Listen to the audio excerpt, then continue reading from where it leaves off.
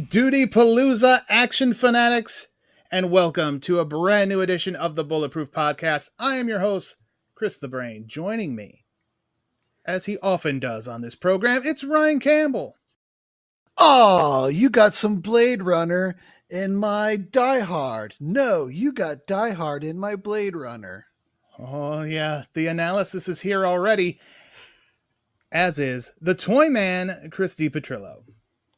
And to Ryan Campbell's point, I'm not sure what you're talking about because I was told that we were doing round 2 of Janitor Appreciation Week. Last week it was Melvin, the Toxic Avenger, and now Michael Dudikoff is grabbing the mop. Oh, look at Toyman came prepared as well. Sweeps week is coming. That's when, yeah. This is Mops Week. All right. And as promised on our last program, we have a very special guest for this very special Dudipalooza episode.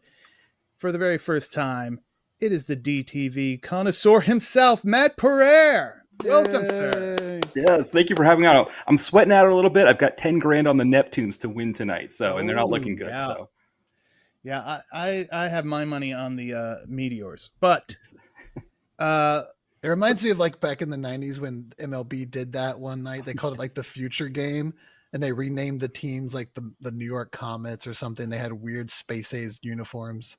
That's what it reminded me of. Well, we'll be talking some baseball as this podcast progresses. But first, for those unfamiliar with you, Matt, would you like to tell everybody about how you got involved in the whole world of reviewing action movies, talking about action movies, and the like? Yeah, so in 2007, I started the site, the Direct-to-Video Connoisseur. And so it actually started, my love of direct-to-video stuff started kind of in the early 90s, probably with like Showdown in Little Tokyo and Don the Dragon movies, stuff like that, but also horror. And the site was supposed to be about everything. It was supposed to be all direct-to-video, horror, comedy, erotic thrillers, all of that stuff. But I noticed the action movies were the ones that were getting more engagement. Those were the ones that people were like, hey, did you see this other Dudikoff movie? Or did you see this other Don the Dragon movie? And bringing to people like Gary Daniels and stuff. And so the site just kind of over time slowly became more about low budget action stuff. But yeah, it's always a lot of fun. Then we added a podcast in 2014 and kind of do it more regularly since 2019. And now we even have a YouTube channel where we post a podcast on there, but then I sometimes will do clips on action sequences and just sort of give some commentary over them. Excellent. Yeah, I did enjoy your recent Showdown in Little Tokyo one you posted. And you've had me on your show numerous times. So apparently I don't tank your numbers too bad. So it was time. It was finally time to return the favor and to bring you on for Dudipalooza. I mean, that's worth like 3 normal podcasts. For sure. I totally agree there. This is going to be a fun one. All right. So we are going to be talking about CyberJack or Virtual Assassin, whatever you would prefer. But again, we are in Dudipalooza week, and if you go to bulletproofaction.com, you will find nothing but duty all over the place, right, Ryan Campbell? Oh, it's all over the walls, everywhere. Yeah, on the walls. It's up in the bar. You kind of can't get it out because it's like up in the search bar. It's everywhere. It's everywhere.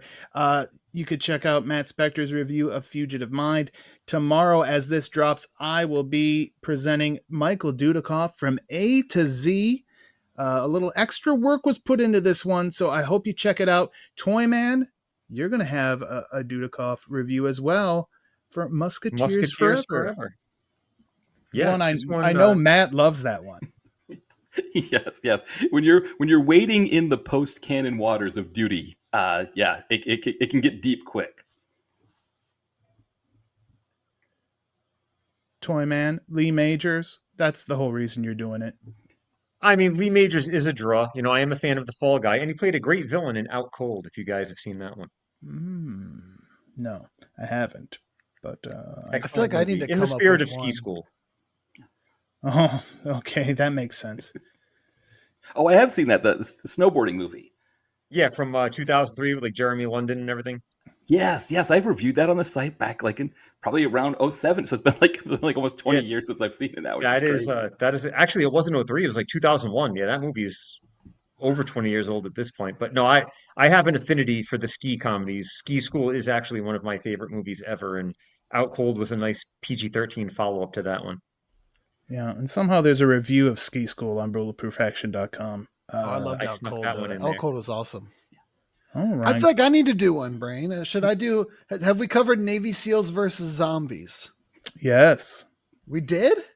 I did. Someone covered that because I was going to watch that at one point. I did a long time ago. Whenever it first came out, that was like, I got on that right away. Oh man, I'm gonna have a hard time finding a little area of my own out here. Isn't there a Black Ops versus Zombies too?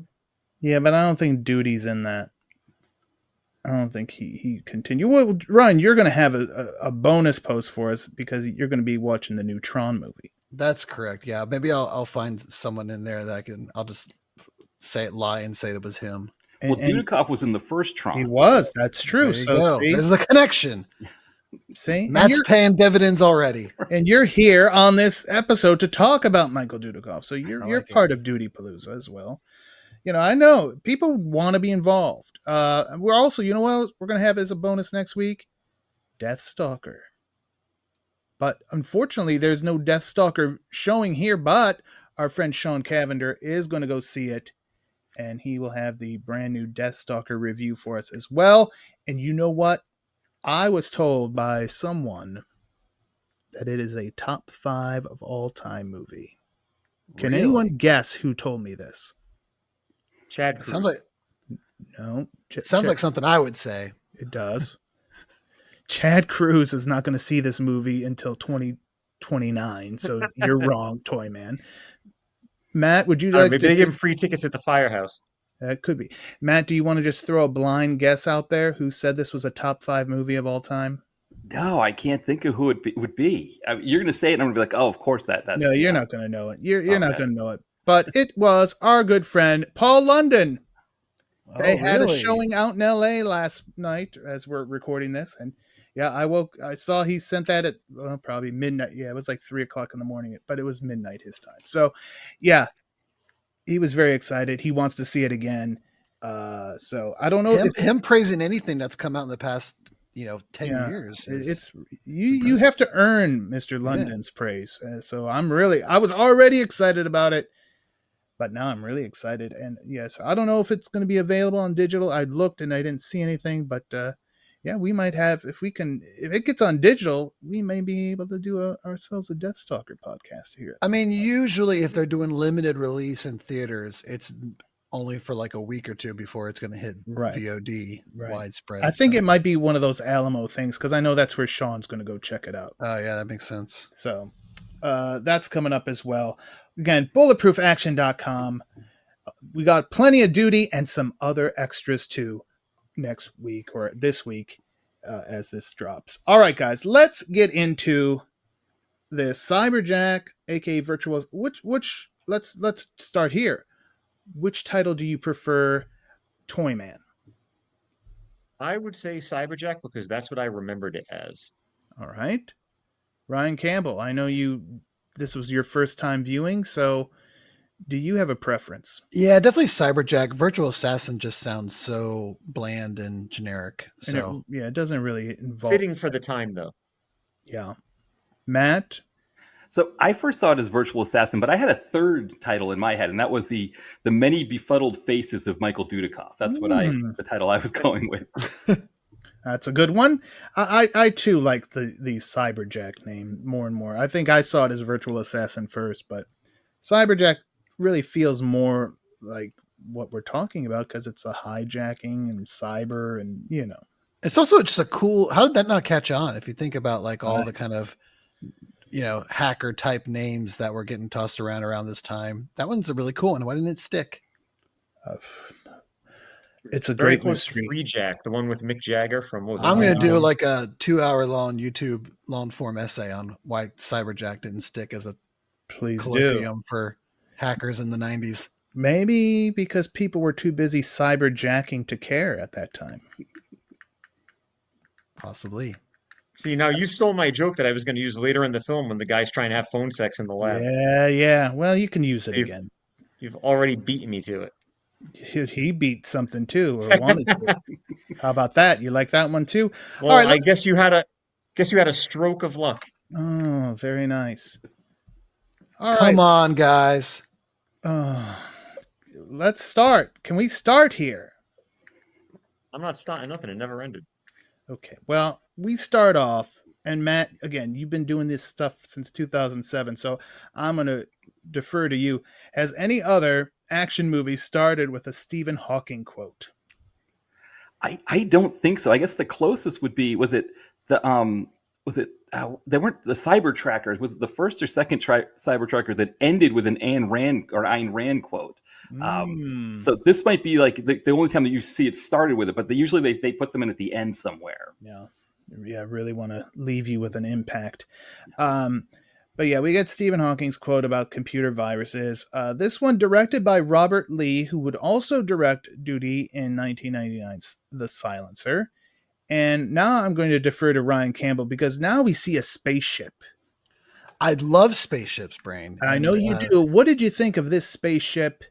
And were you like me and wondered, was this just extra footage from some other movie that they just figured we may as well use it and we'll put it here at the beginning and the end of the film? Yeah, definitely gave off some Blade Runner vibes with the camera tracking shot and like the buildings and the neon sign and everything. Like it didn't fit with a lot of the other stuff that we see, but the effect of the ship looked really good. I assumed it was a miniature because it didn't look so hokey to be like really early stage CGI. Mm-hmm. So I just assumed it was a miniature. But it also just, I play this game called Star Citizen where you can like fly planes and you have to literally fly them into like the ports and everything, and one of them is just this citywide planet. You have to fly through the buildings to get to it. It reminded me of all that, and I really liked the vibe that it was setting up. Very good. As long as you were good with the spaceships, everybody else should be. All right. So now down on terra firma, also gave me some Spaceballs vibes. It looked like the Winnebago. Oh yeah, that's nice. That's good. We get a motorcycling baddie, and he's being pursued by police officers Nick James, Michael Dudikoff, and J.P. Thomas. Toyman, what does the JP stand for? Just playing. Okay, fine. We'll go with that. Eventually, though, this turns into a foot chase, as it often does, and we get our first look at the bad guy, Matt. What a bad guy he is. Nassim, played by the great Brion James. Your favorite Brion James movie, sir? Boy, my favorite. That's a good question.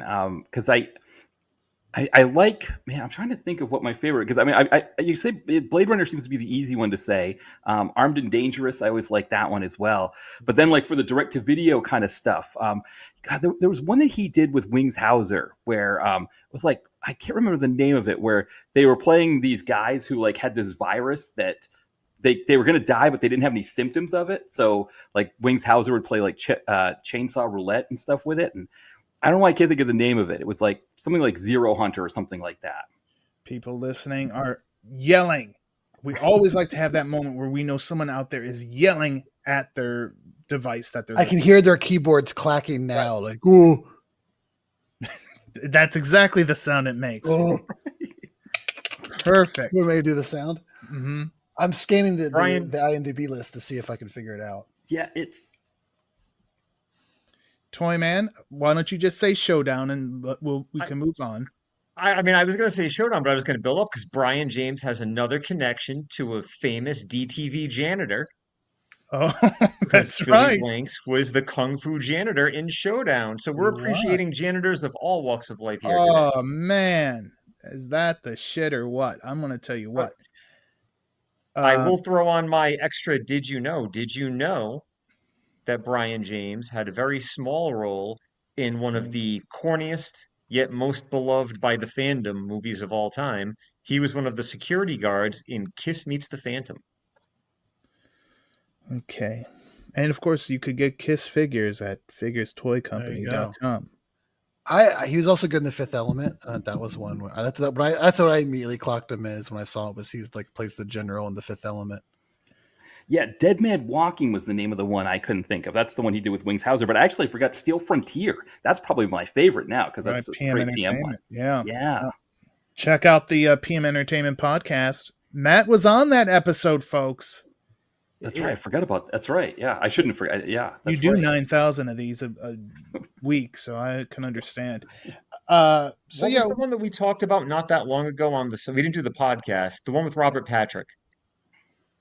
Zero Hong Kong Tolerance? 97. Oh, Hong Kong 97. Yeah, I was going to say, I was in PM mode. Hong Kong 97. Indeed. He did a lot of those Pune movies. He was a Pune guy at some point. All right, well, Nassim, we see it. Okay, if you're going to cast a bad guy, Brion James is a pretty good way to go. He takes JP hostage. And Nick has the shot, but that's his partner there. He doesn't want to take it. He's hesitant.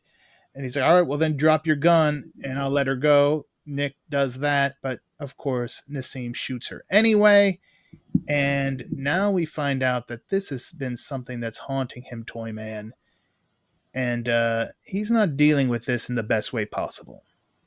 No, he's waking up from bad dreams, and we can see that he is no longer an officer of the law. He's a bit down in the dumps, just your typical drinking the pain away, waking up in a cold sweat. He's the hero that needs to be redeemed here. He's a sad sack, but still not as much of a sad sack as your favorite sad sack.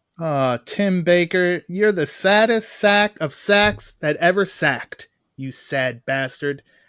We also find out that he's a degenerate gambler.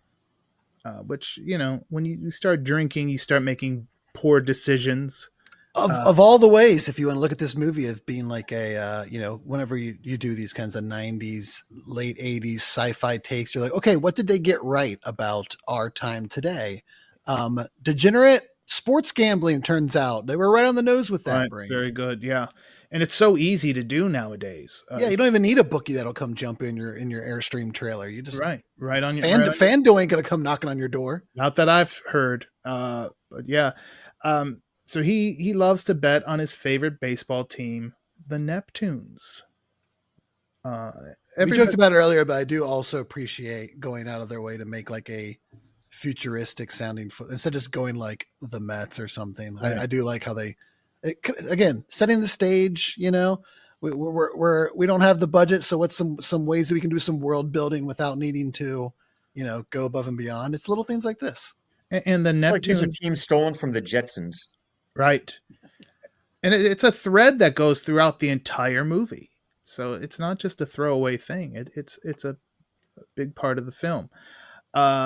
We find out that Nick works at Quantum as a custodial engineer. Ryan Campbell, what show do you think he would have been on where he would, when they're like, oh, what do you do? He'd say, I'm a custodial engineer instead of a janitor. A show where he would say that? Yeah. Oh man, you're putting me on the spot here. I don't know. I don't know. Clearly there's something you're going for. I was referring to Supermarket Sweep, where they always try to embellish what they did, what that person did. You could have gave me the rest of the recording time we have here on StreamYard. I wouldn't have got there. Okay, well, I was thinking. It just reminds me of that scene from History of the World with B. Arthur and Mel Brooks when he's like, "Oh, I'm the stand-up philosopher," and she's, "Oh, a bullshit artist." Yes, B. Arthur.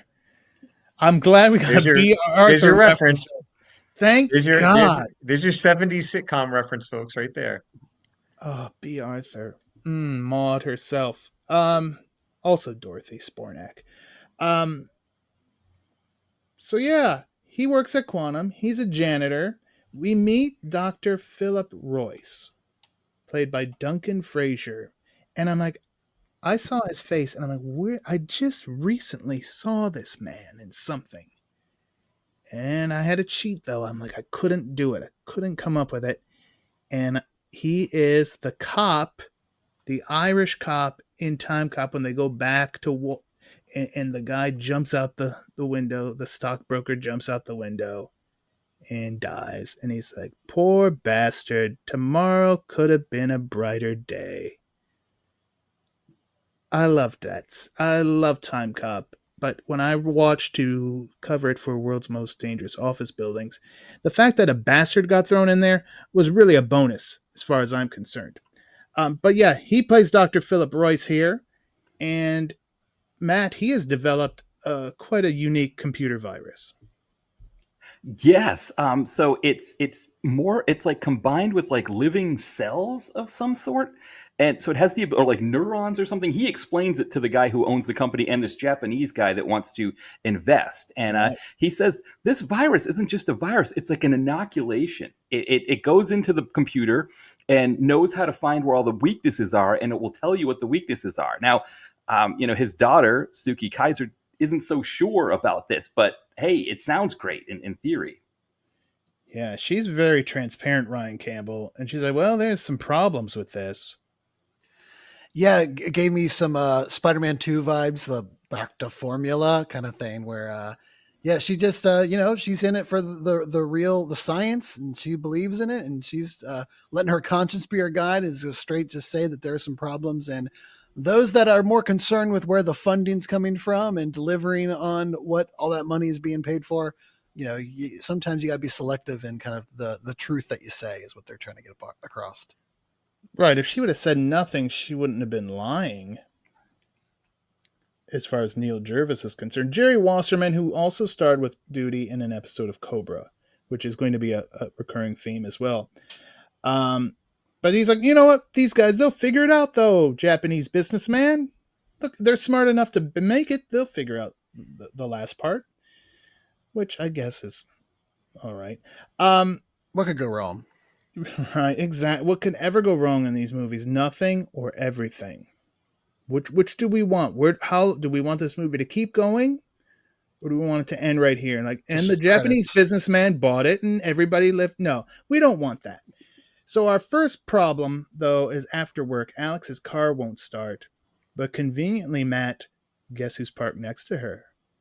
Yes, and with a nice car on the outside, but we find out afterwards that on the inside it's not so great. But yeah, he knows his way around a good electric car. He knows what's going wrong with her electric motor, and he explains to her that, like, yeah, whatever's wrong with it can't be fixed. Electric cars, another thing they got right. Although I'm pretty sure when they show the shot of him working under the hood, it's just a regular ass car. But yeah, you got to watch for that capacitor instead of a license plate. I really did like, again, the little bits of world building. Those things matter to me in movies like this. And once I saw like the barcode on the license plate, I was like, that's a nice little touch. I like that. Very futuristic. So yeah, he ends up taking her home. They talk some Neptunes along the way. And I looked it up, Brian. It was in 1999. Major League Baseball did a turn the clock forward thing where they did like special jerseys and everything for different teams. And it was the Mercury Mets uniforms, and they were called the Mercury. And they had like the planet, and they changed their logo to be like the signal for Mercury. So that was what their futuristic thing was. That's what I was reminding me of. That makes sense because we were heading into the year 2000, which was always kind of like growing up was like, oh, that's the future. The year 2000. Y2K bug, all that kind of stuff. Mm-hmm. Mm-hmm. We never got those flying cars. They just still waiting. No. Yeah. Well, and she appreciates the ride and the conversation, and she's like, hey, you ever get up to R&D, stop by and say hi. Well, what's your name? Who should I be saying hi to? Oh, I'm Alex. Okay, great. So then Nick goes home. She wants to R his D. Oh, yeah. Let's Chad Cruz isn't here. Toyman, you can fill in. If this was Jean-Claude Van Damme taking home Alex, what would have happened? Take us through it. We talk slowly for those who may be CyberJack. Just tell the story. We would have seen Michael Dudikoff's ass. Oh, yeah. He would have just taken her upstairs, and he walks in the door and just drops his pants. Is that what you're saying? Or does she have to work for it? I mean, Duty can't do the splits, so he'll probably just, get right into it. Yeah. Duty's got great hair. I mean, that's Duty's physical asset that you just have to marvel at, his hair. We get a lot of long shots of him on top of her with her like running her fingers through his hair, just like different angles of fingers running through the hair. Mm-hmm. Yeah. You gotta accentuate the positives, ECW style. Someone's really enjoying what you're saying out there, I bet. Really into it, Toyman. We're gonna have to do a 1-900 hot podcast. Oh, I saw some of those commercials this past week while I was watching some USA Up All Night on YouTube. There was a lot of nice of those 900 numbers. You know, you could talk to these women and share your most deep feelings with them. That maybe things you can't open up to your friends about. They're just a understanding ear for $4.99 a minute. I mean, there wasn't as much talk about the male loneliness epidemic back when we had those phone lines. That's all I'm going to say, Right, Brian. that's Maybe true. Maybe That's that's the true. answer. You just had a lot of people declaring bankruptcy every other month. But yes, Matt, you have something to add to this. Well, I was going to say there also was like a preponderance of online magazines with reporters that needed to come up with ideas for topics, and it was like because they were using the 900 numbers as well. They had time on their hands. Yeah, nice. So yeah, we get the. Oh, he goes home. Well, home being the trailer. The bookie is in there. The muscle that comes with him. He owes them $10,000, but fortunately, he's able to fight his way out of the small space that he was in and get the hell out of there. And now comes the scene that changes everything, folks. Because another of the lab technicians at Quantum, Kenji, is on the phone, and things are getting a little personal, Toyman, with the lady on the other end. Yeah, see that 1-900 hot hot comment was a precursor to this, which is also you had the precursor earlier because he's like, come on, like, talk dirty. I've been stuck in this lab all the time. Like, I do know it you're for sitting me. in front of a console with people to your left and right within 6 inches of you, so please talk dirty to That me. makes it more dangerous, Ryan Campbell. And that's when I was going to throw out, like, is this why the movie was named or renamed CyberJack? Is that what we were Yes. getting at here? Right. I ruined all of that for you. You should just You burn did. your notes at 2 seconds in. But yeah, so That would he's imply that I had notes. that's true too. Nobody does any work around here. Well, one of us does. But listen now. I'm not going to go down there. It's Dudipalooza. It's not Festivus and the airing of grievances. We've got a hacking in progress, but Kenji was too busy wondering what this lady was wearing underneath her clothes. To find out. And next thing you know, the aerial guidance system fails. Skynet, Ryan Campbell, shuts down. Who knew all it took to, Terminator? How many movies did they make about Skynet and all the problems it would cause? All you had to do is have somebody have some phone sex, and the whole thing would have been solved. Yeah, it could have dropped him right out of the sky, right? Kind of killed that baby in the crib. But yeah, the movie does a few things pulling like that. And Skynet was definitely the alarm bells start ringing when you see Skynet pop on the screen in kind of a computer futuristic virus movie. Toyman, I'm going to direct this to you because 47 people died in that Skybus crash. And wouldn't this be the perfect time to put a Jackie the Joke Man laugh in? Or was it the Reading Rainbow sound like the burm? Did they I'm do trying to that? think of what that soundbite came from Opie and Anthony. I was just impressed that Skynet was not a public domain company and Yeah. was not something that was trademarked. Or unless they managed to sneak it in here. Yeah. Yeah, who knows? Maybe Skynet snuck itself in there. And they didn't even know it was in the movie. It's the all-knowing. It's the all-powerful.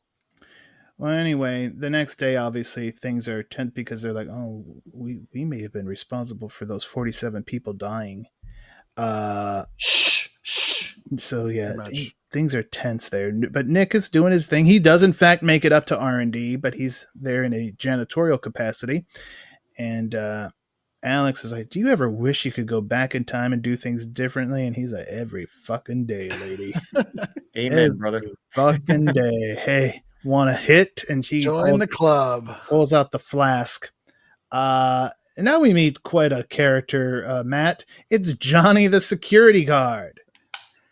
Yeah, and I mean earlier, what was he saying about Alexandra? That if you could turn her on with some algebra because she's a science type. Yeah, that's how you warm them up and get them hot. Yeah, solve for how many numbers of pi can you recite? What kind of pie was that? It's a poutine pie. Oh, what kind of pie was that, JR? Listen now, that's a fantastic moment, folks. Look it up. Rock, this is your life. Poontang Pie. Look it up. It's only like the most highest rated segment on Raw. Well, history, you don't need the whole thing. You need that clip. But yeah, it was a very highly rated segment on Raw. Vince Russo will tell you about it. So yeah, we get Johnny, who was also in an episode of Cobra, and he's like, "Oh, I can open up the VR lab for you, Nick, so you can go in there and listen to some Neptunes and maybe watch the belly dancer." Again, they were ahead of the time on that one too. Yeah, I wonder if this is why the belly dancing music from the Bobby Heenan show popped up in my YouTube music today. Maybe it knew I was watching some belly dancing. Dang, that doesn't before the podcast. If the algorithm is that dialed in, that doesn't bode well for my YouTube channel. That's continuing to suffer because I am out of the algorithm if it's that dialed in. Well, I mean, imagine all the folks listening to us on YouTube that are going to get 1-900 hot ads popping up. And maybe the belly dancing music from the Bobby Heenan show or the one from Delta Force. You know that on IMDb, do you know somebody added the song, the belly dancing song from Delta Force on the IMDb page? Did you immediately go and download it? Do you know who it was? Was it you? It was me, Austin. It was me all along. I did it because I'm like, I need to figure this out. And I figured it out. I'm like, I bet you there's somebody else. I'm going to share this with the world. Yeah, I bet you there's somebody else in this crazy big blue marble who wants to know about that. And I did it. So you're welcome. Thank you for your service, Brain. That's my contribution to humanity. Now, control. Sometimes you got to control what you can control in this life, you know? That's right. That's about all I can. But now, Matt, a carpet cleaning van shows up. I don't know how much. I guess the offices would have carpet, but I mean, this is a lab. Right. And that kind of is the first. Well, that is the thing that does kind of end up being suspicious. I was surprised that it wasn't the two people who get out that are the carpet cleaners that would have been suspicious, because especially the guy with the goatee and like the façon hair or whatever you call that. There's a Billy Ray Cyrus terrorist there. Right, exactly.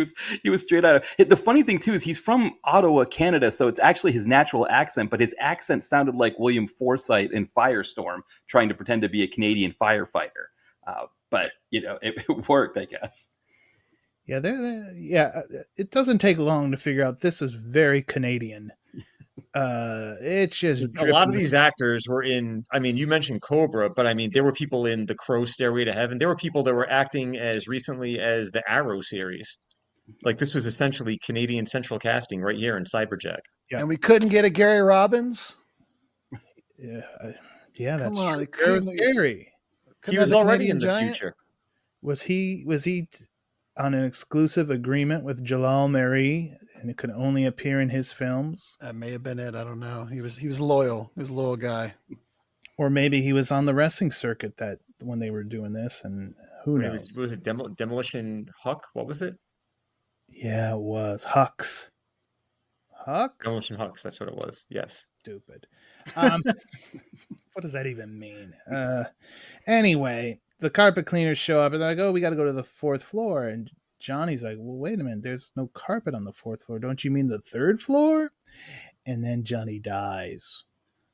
But should have kept that shit to yourself, Johnny. What are the crack security staff there? They make a hologram Johnny though, Ryan Campbell. Yeah, we're not quite there. We don't have that tech yet. I know we had the Tupac concert, but I don't know if he could be manipulated by behind the scenes like a marionette. Right. So now they're like, okay, other terrorists, come on in, and they're kicking in doors and gathering up the employees as one does when you're a terrorist and you attack a building like this. And then the leader arrives. Matt, I will allow you, being the special guest, to give the big reveal of who the leader of this terrorist attack is. So it is Nassim. It is Brion James from earlier in the film. Now, earlier in the film, he looks kind of like his character in Crime Wave, which I haven't seen yet, but seen from the cover. I need to see that one bad. But I was trying to figure out who he looks like with his hair that's like, kind of albino, but it's really feathered, and he's got like the collar that's up a little bit with the jacket. And my first thought was Blanche Devereaux from here we Golden go. Girls. Double Yeah. Golden Girls reference. But I realized what it was Brion James playing Blanche Devereaux's sister going on a date in an episode of Golden Girls. That's what the look was.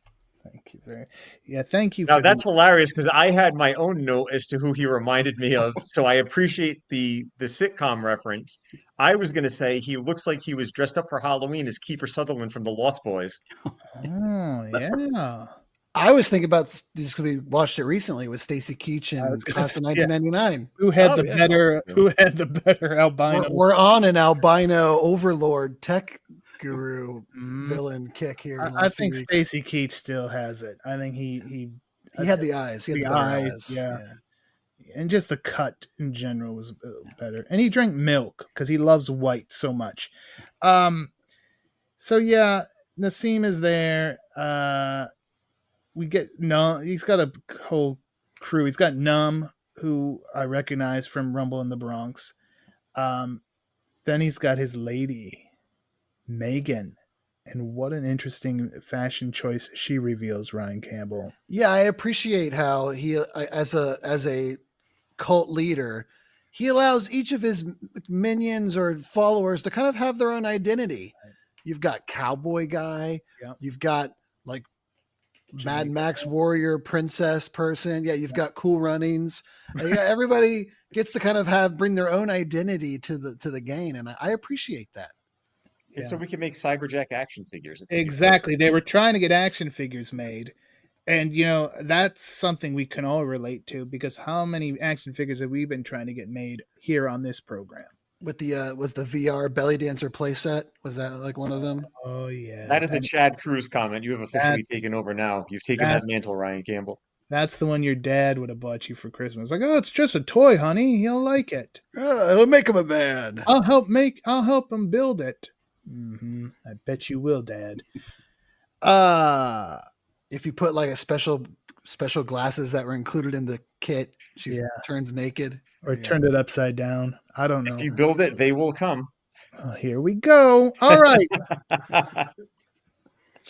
This is the high class podcast that it is every week, isn't it, folks? That award is going to be in the mail any minute now.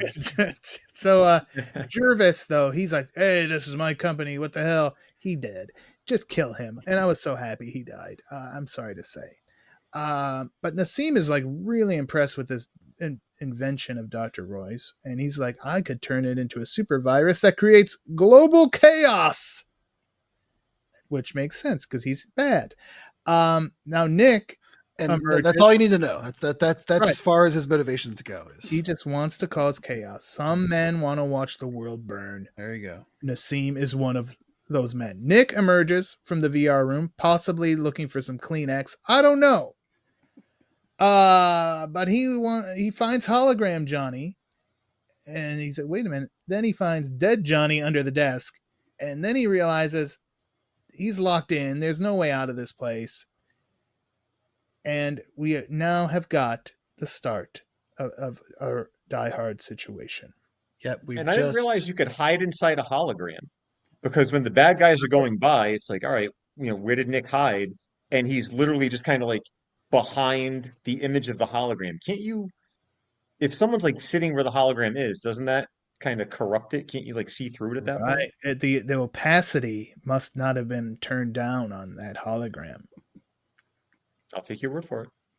But you would, yes, but I guess because wouldn't the chair? The whole thing is just the chair alone. He couldn't, like, if it was on a wall, you could be like, oh, that makes sense. But wouldn't some of it go beyond let's not think too hard about it. We'll get ahead.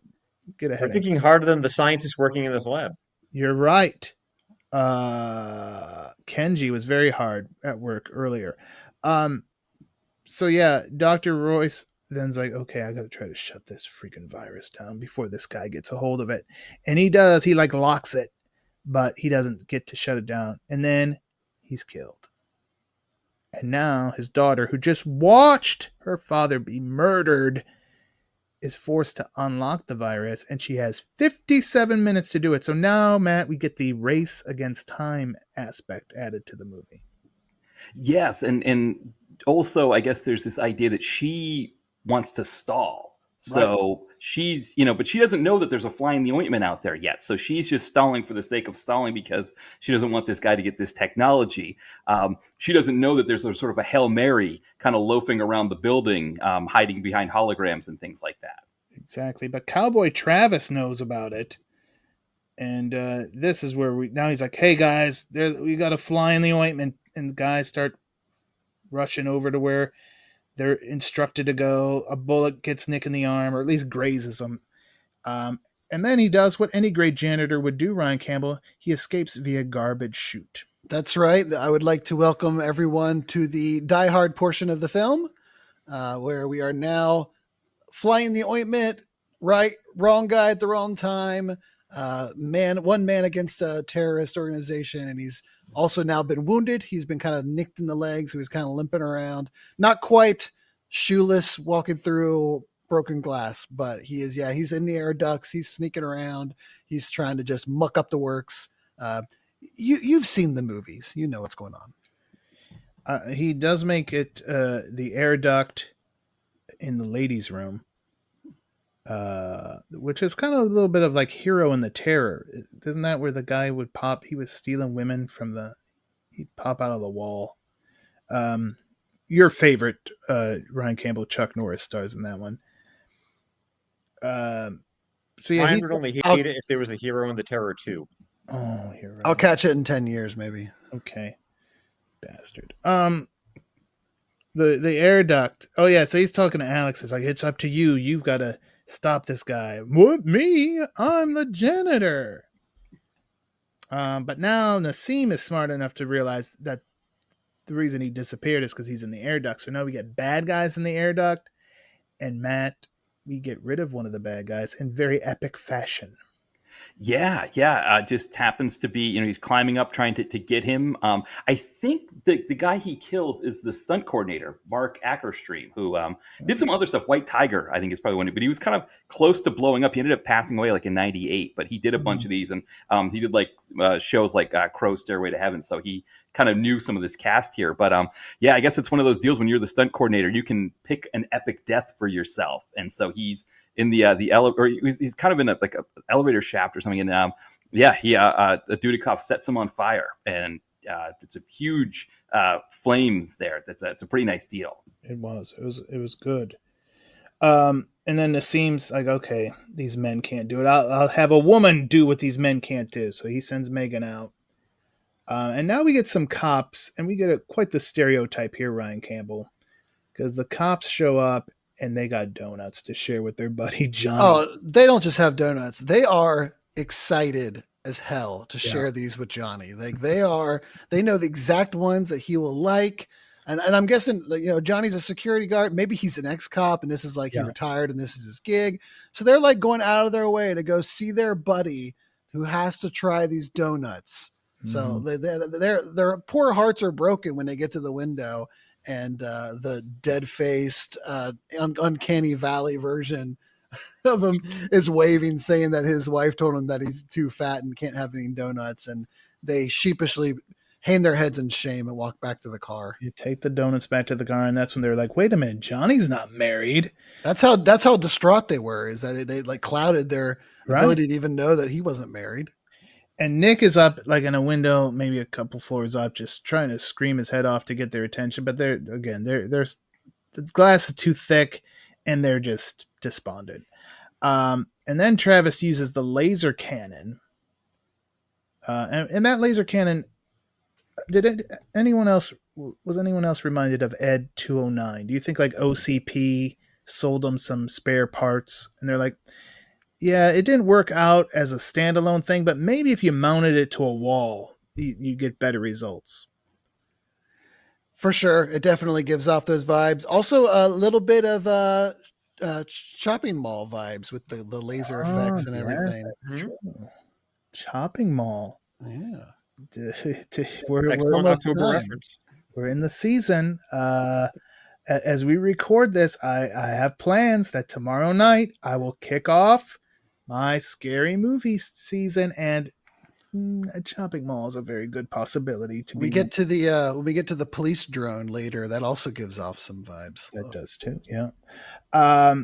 So yeah, then the laser cannon kills one of the cops, blows up the car, and more importantly, the donuts. And then we cut back to Nick, who now, Toyman, has found himself in a strobe light hallway, which feels like something He's hiding from you what's may his have been name, Devin, Yeah. and then we find out that the strobe light, which gives him away, actually is a replicator tunnel, which comes in handy in the ensuing scene. Right. Because all these tech companies just have these sitting around in their offices. Yeah. Just go down the replicator hallway and see what happens. Make a left and then collect your replicators so no one steals them because they just produce them at the end of the hallway. And yeah. Yeah, is it like a gimmick for the tour or something? Like you can have your own you. But then we get like a real nice Scooby Doo sequence, Toyman. Yeah, with Nick using the multiple replicators, which I guess are contained in these little like diamond triangle shaped things. Right. So he's apparently laid them all around to throw the enemies off. Oh, he's in the west corridor. Oh, he's in the east corridor. And I did pick up the Scooby Doo vibe, but I think this scene could only be made greater if they added the Benny Hill music to it. Mr. Poirier, your next video, sir. Although you'll Yes, probably get flagged for music copyright. Yeah, no, I think you're right. Yeah, I wonder if I use the Hanna-Barbera, like with the scooting feet sound and like the kind of the music that would play. Yeah, yeah, exactly. That might work or something. Yeah. Also, it would have been a great time for like the Josie and the Pussycats like song moment where they're doing the chase. Yeah. Throw a cat in there, maybe have a cat scurrying around with them. It would have been perfect. The bit where they run through the doors and then they're coming out the doors, going into the hallway. So yeah, Devin, who was played by Johnny Cuthbert, also in an episode of Cobra, he's really confused, but reality punches him right in the face, Ryan Campbell, because the real Nick makes his presence felt. Yeah, he's been getting the run around, chasing around all of these as he's been instructed by the cowboy. And he's like, well, pick a side because he's saying South Corridor, North Corridor. And he finally runs into the real one, kind of like Total Recall, where he's like, you think this is the real Quaid? It is. So he gets the punch right in the face and gets his comeuppance finally. And his achy breaky heart is hurting after this one. We have more cops showing up outside. So presumably the cop who got away called in for some help. Megan puts Devin out of his misery after he lost his battle with Nick. She finally gets to use her like Assassin's Creed blade. Mm-hmm. And then she's like, okay, now I got to take care of Nick. So she sneaks up behind him, but he subdues her. And then he puts her like on the VR gimmick. I guess he didn't want to kill a woman, which is a noble thing for like the good guy, because the bad guys wouldn't have hesitated. Obviously, I remember in the 90s when those were a thing. Like if you were at an amusement park or like a mall or something like that, and they had those like gyro things that you would strap yourself into and would like go all the way around. So I remember those things. I don't think they put a VR headset on you. That probably had people throwing up all over the place. But I do remember them being like a thing. Well, back in the lab, Alex has been doing her thing. She gets a little mouthy, though, with Nassim. So he just like, all right, well, I'll kill one of your coworkers. How do you like that? And one would have to, what if it was somebody she didn't like? And she's like, oh, that was pretty awesome. I was going to say, maybe he said, maybe eventually I'll get to someone you do care about. And then I know this is one of your favorite moments in the movie, because now Nassim wants to check the personnel records. And it had one of your favorite lines, Ryan Campbell. Absolutely one of the best ones. And they're going through them. And they say James. And Nassim goes, I think I fucked a guy in prison named James. And it just comes... Nick. It comes out of nowhere. Out of absolutely nowhere. Floored me. I sent you a text, one of those ones where I sent you a text right away that's got to be a top line of the pod this year for sure. Yeah, very similar to like the martial art Teague line in Roadhouse, where he admits to. fornicating with men while he was in prison. We haven't gotten a ton of characterization for Nassim about, why he is the way he is, but man, they packed a lot in that line. What packed? He's a What? psychopath. What are you? And did you notice the grammatical error? So to your point, Ryan, because you mistakenly called Nick James because his name is Nick James, Nicholas James. Mhm. But when they show his personnel file, it says Nicholas, James, Right. as if his name in the movie should be James Nicholas. It's almost like they inverted his name Yeah. on the personnel When I file. was doing I'm like, did they just call him, like, is that his name, James Nicholas, but everyone just called him Nick because of his last name? And I'm like, that doesn't. But then I looked on IMDb and it's like, no, it says his name is Nick James. So Rick James. No, Nick James, bitch. That's where I was heading. All right. But So, Kenji was the super freak. indeed, he was at work doing that kind of stuff. And this is like not work from home where who knows what people are doing now. My God.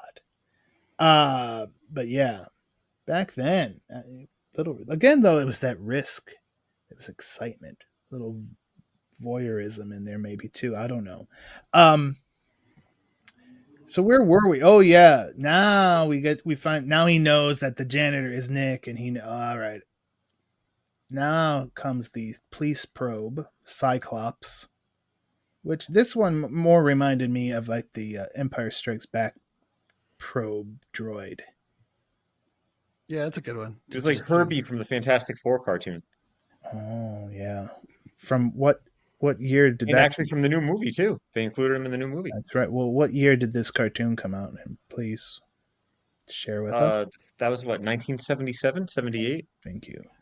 There's his 70s reference, folks. Got it in there.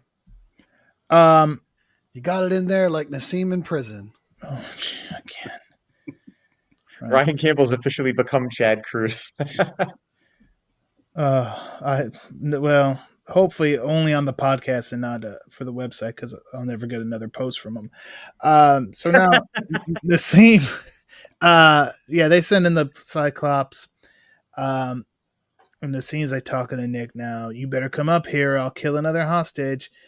And Nick's response is to just basically kill almost all the people that are left. Travis, Reef, Numb, dead. The Cyclops, being a stupid machine, erroneously identifies Nick as like the guy causing all this problem. Nick is the terrorist as far as, and if the cop on the outside, Matt, he's like, oh yeah, I remember him. It doesn't even question it. He obviously did not like Nick when he was on the force. No, he said he's hit rock bottom, he's a drunk, all of these things. And he thinks like he thinks that Dudikoff somehow flipped and like he's the one doing all of this bad stuff, which just smacks of shoddy detective work, which is, I guess, is why this guy just shows up near the end here. But he looks like the kind of guy that in a PM movie would be behind the desk, like yelling at whoever the cop on the edge is in the movie for, telling him he's got to turn in his badge and gun. And then we find out that he was actually in on it with the mob guys or whatever in the movie. Right. That's the kind of energy he's bringing. So we're just waiting for the end of the movie where he may or may not get some comeuppance. Because, a rock bottom drunk is well known for planning out detailed cyber terrorism. Yeah. And they play it like this becomes a pretty significant thread in the movie from here all the way to the end. I think it could have really served them to just put like one scene in the beginning where they butt heads. Like maybe in the chase, he tells them that the super dangerous individual or something call out the chase so they have backup. And he's like, no. And he's like, I don't know, something to establish a butting of heads, and then we can revisit he shows up after the shooting and is like, blames him. I told you about here. Something just why to did help you wait for establish backup? You don't know what the hell you're doing. Oh yeah, right. Something. Just make the partner his daughter. That could have been. I mean, that would have been plenty enough to have a grudge. You let my daughter die. It's like. Yeah, right. She's my only daughter, and she was on the force, Yeah, like if they were just going to play it for like a one single moment where he's just like, oh, yeah, I remember him in the force, he washed out. That's fine. But they kind of make it a pretty significant plot point from here on out. Megan manages to escape, and she thinks she saw the demise of Nick because he was he was escaping Cyclops in the elevator, but Cyclops used his laser and shot the elevator cable. So obviously, one would assume that elevator just went crashing down to the floor. Didn't quite happen that way, but we do get a very lengthy elevator versus Cyclops scene, Matt.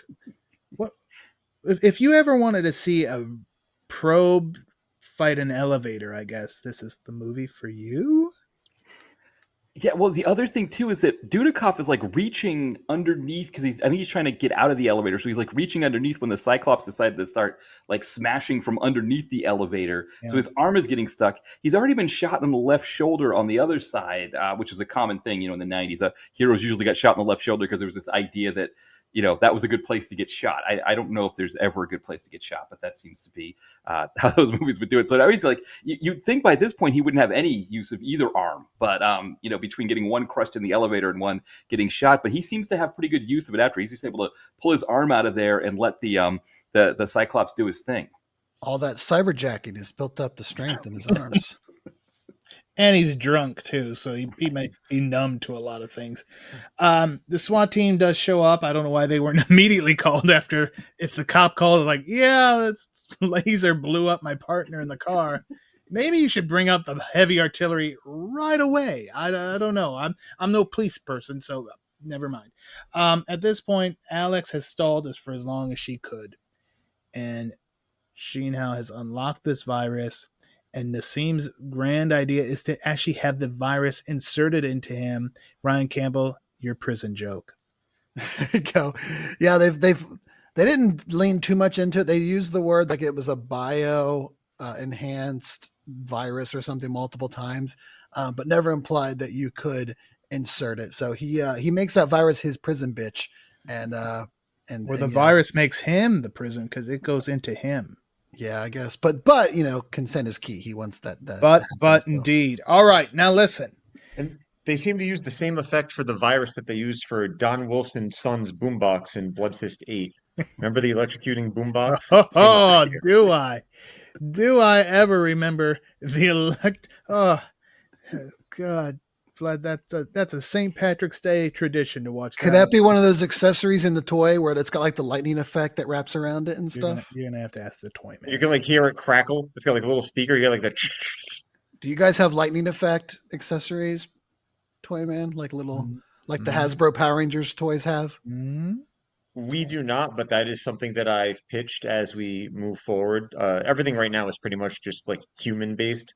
So, for the fans and the wrestling figures and now the law enforcement guys, but I have ideas. Humans, whether they get off the ground or not, we'll see. Humans like Joe Armstrong, the American Ninja. Humans like Paul Kersey. Sho Kasugi. These are all humans. Humans like, yeah. Paul Kersey's daughter on a grate. On a fence, yeah. On a fence. I need a fence. Play set. Can we get these? We could use the same fence for the guy that got killed in Punisher Warzone. Come on now. These are humans. You've now backed yourself into a corner. All right. Nick gets out of the elevator in the nick of time. And Cyclops is destroyed. It's a different movie, Brain. Oh, Johnny Depp. But you know what else? Much like we lost the donuts, we also lost Nick's Neptunes tuned in radio. God damn it. And they were just on the comeback. The rally caps were on, Brain. Mm-hmm. So now Nassim's he's all powerful. He's going to take Alex hostage, though, because he wants to get out of there. He crosses paths with the SWAT team, and he does his new powers. And I don't know how any of this is supposed to work, Matt. Perhaps you can share. Perhaps you know how he turns them back, like he controls them now? Yeah, so I guess in the future they decided that earpieces were a technology that was okay but not good enough. So I guess SWAT team is in the future. They have an implant on their neck that I guess allows them to sync. But it must be wired to their brain somehow because he was able to use this thing on their neck that, again, for whatever reason, headsets and earpieces were not didn't work as technology. So he's able to use these things in their neck to take control of them because the virus can do that, apparently. Apparently. I didn't understand that, but now the SWAT team is an evil SWAT team. It's kind of like Were that. you reminded of anything The when A- he was the A-Team using his episode? powers? Oh, when he was using Nope. his powers. When he used his powers, he reminded me very much of when Jeffrey Jones becomes the Dark Overlord in Howard the Duck. All right, I have not seen Howard the Duck in a very long time. Ryan Campbell, can you back me up on that one? Can't. No, you're on your own on that one. And Matt, can you back me up on that one? I can't be it's the only one that remembers Howard the Duck this way. Yeah, I vaguely remember. I mean, I remember more the fact that Howard the Duck and Leah Thompson had an intimate moment. right. And unfortunately for Jeffrey, yeah, he's probably is he in prison? Oh yeah, he's a creep. Yeah. He should be in prison if he isn't. So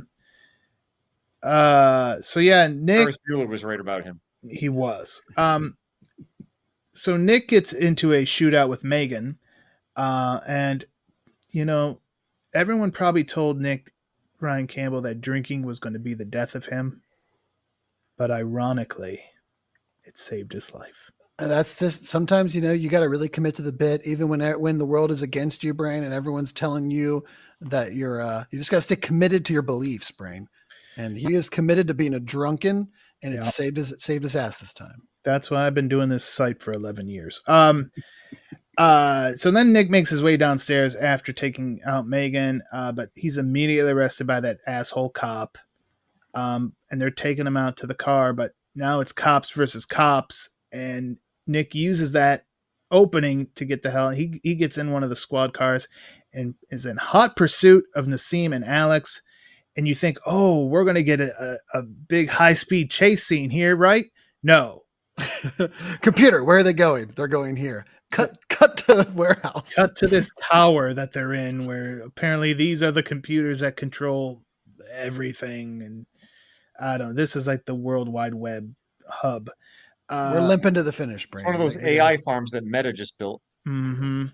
And so yeah, now Nassim is like, I'll be like the second coming. I'm gonna just go into these computers and the whole world will know. But Nick shows up and he has a chance to right the wrong from the last time, Matt, because he finds himself in a very similar position. Yeah, and I guess thinking about what happened before, he decided, and I guess I wonder too. Like, I wish we had gotten a scene when he got shot with the in the flask. If we had gotten a scene of like him pulling the flask out and like the liquor coming out of a hole in it, and then almost like, oh, he had to sober up because he can't drink anymore, and so now he's not seeing two Nassims, he's only seeing the one, and he can aim correctly and get a good shot in. But what happens is that he decides he's going to do the classic feign technique, right? I'm going to put my gun down. I'll let you, you won this time, Nassim. But he fakes him out, and Nassim falls for it.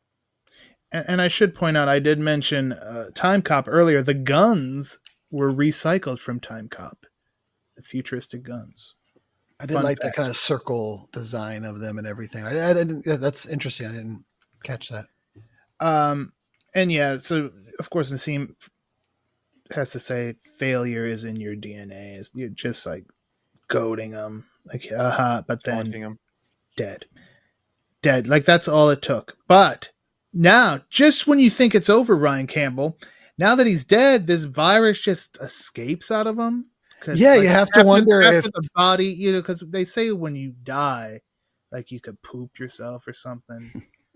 Was that like what happened here? Like he died and then it was like I have to wonder if that was like Nassim's plan, like get himself, because like maybe that would have been interesting for that to be the element to like, he had to give up his body to live forever in the computers or something. Like that was because then you get a little bit of like a RoboCop 2 vibe with you see his face on the screen and just do electronic form.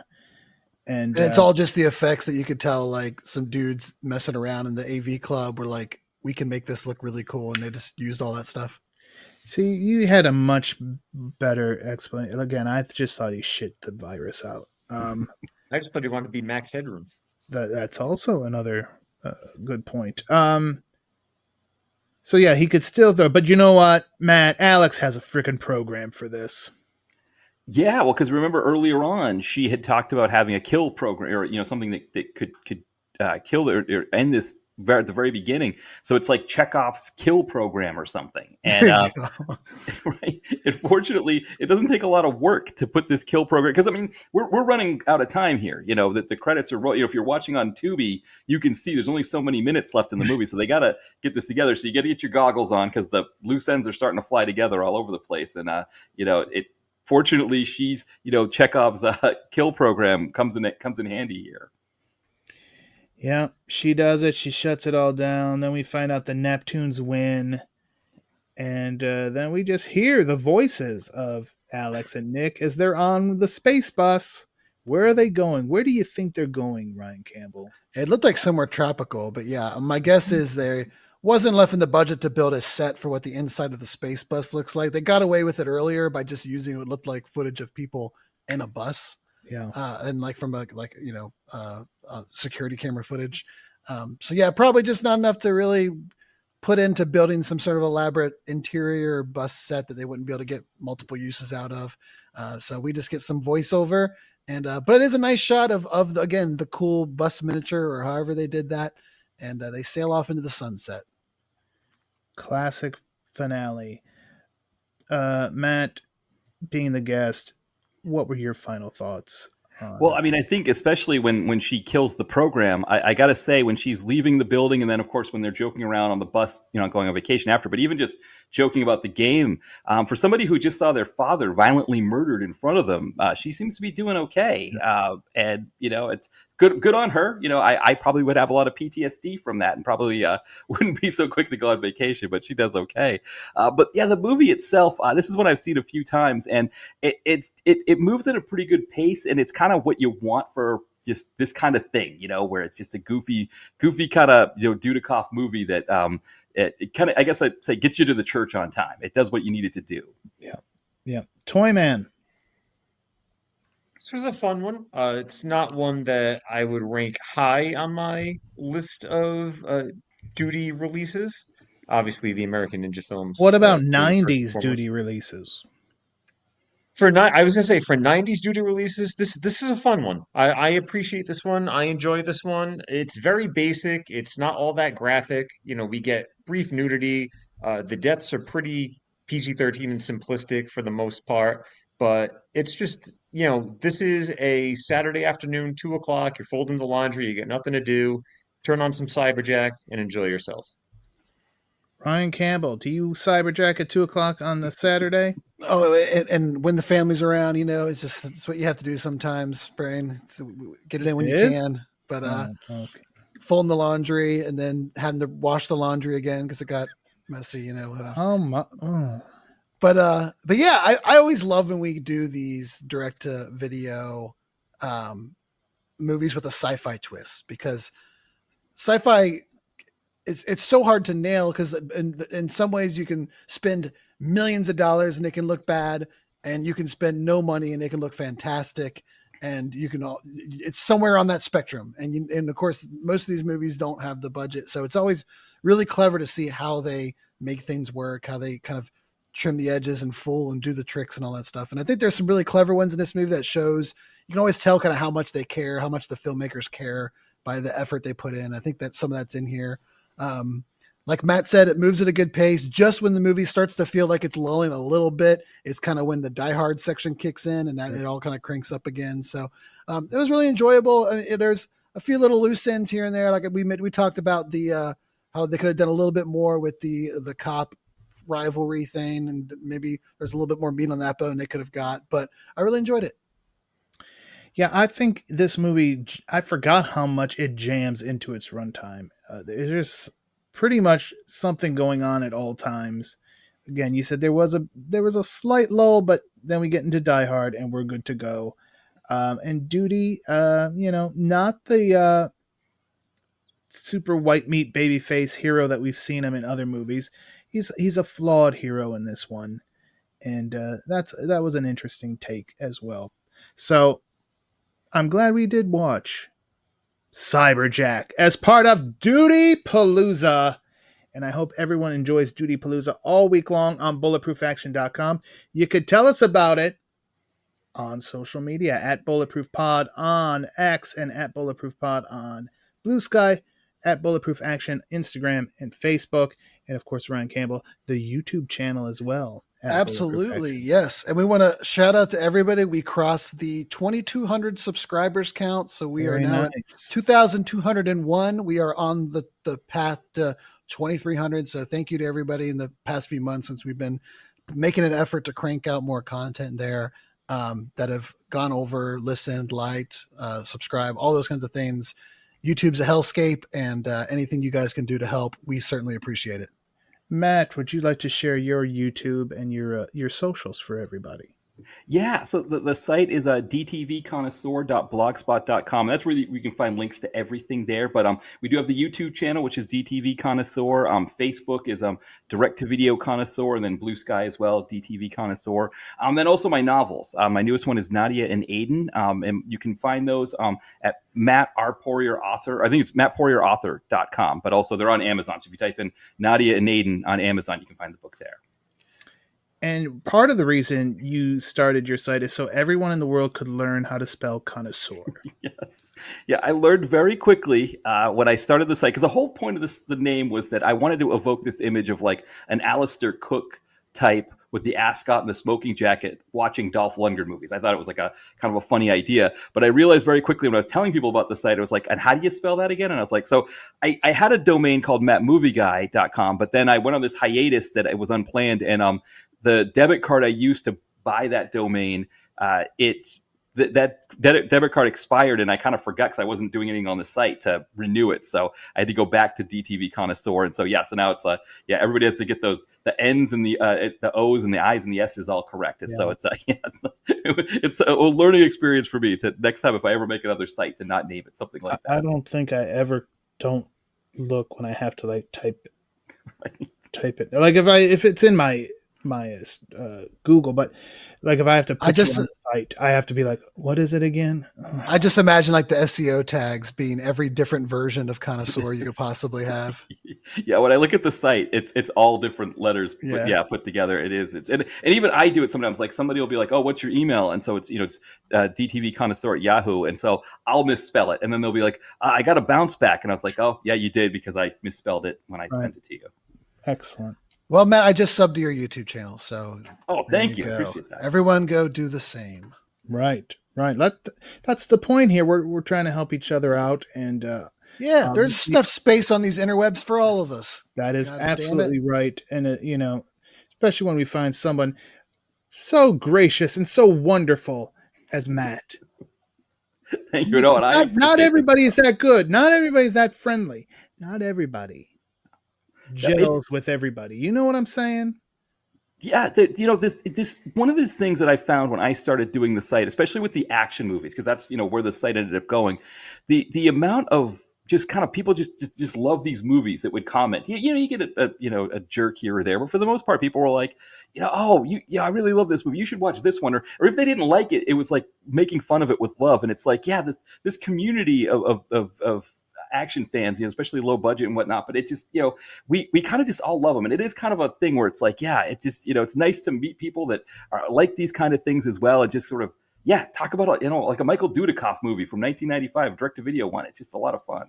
Right. I mean, we're also celebrating the 30th anniversary of this film. I mean, that's very important. This is an important piece of cinema. Toyman, do you have anything you'd like to add to this podcast, this discussion, this as we wrap things up? Well, I'll just note that I also just subscribed to Matt's channel, show him some support. I got you 2 new subscribers, man. Thank you. I will give you my PayPal after. Your trip was worth it. That's yes, absolutely. Thank you. I appreciate both. To that point, we're all scratching each other's backs. We're all like-minded guys. We like a lot of the same stuff. I mean, there might be some stuff that might be a little too silly for some of us, and that's when Brion will step in and call me a bastard. Now you like soap. Yeah, so don't act all higher and holier than thou. When I'm washing, I like soap, but I'm not going to watch soap. I mean, I might watch it now. Maybe I'd be like, this is a very good show. But as a freaking kid, that shit came on. What the hell is it? But there's Toyman. There's Toyman watching it. This is why you're bald. You understand? You've aged yourself by watching shit that you were supposed to be watching when you're 30 and 40, when you're like 10. Get out of here. Go on. Now, to that point, if you say that, that means I would have never seen Revenge of the Ninja when I was 4.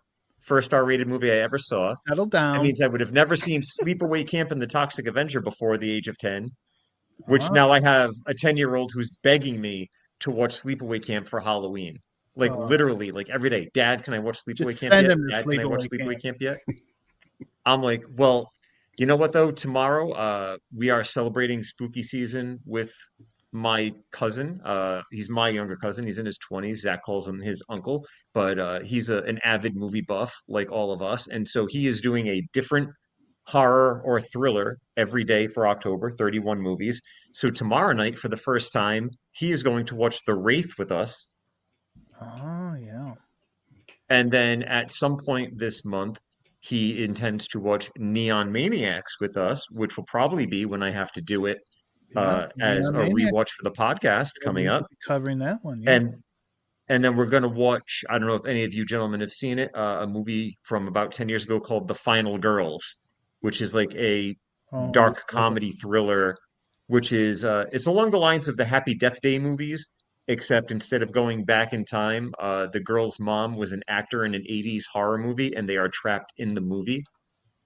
Okay. Yeah, I've heard of it. I never saw it. I actually caught it on cable a while back, and then it ended up being one of my favorite finds from the Dollar Tree DVD hunting days.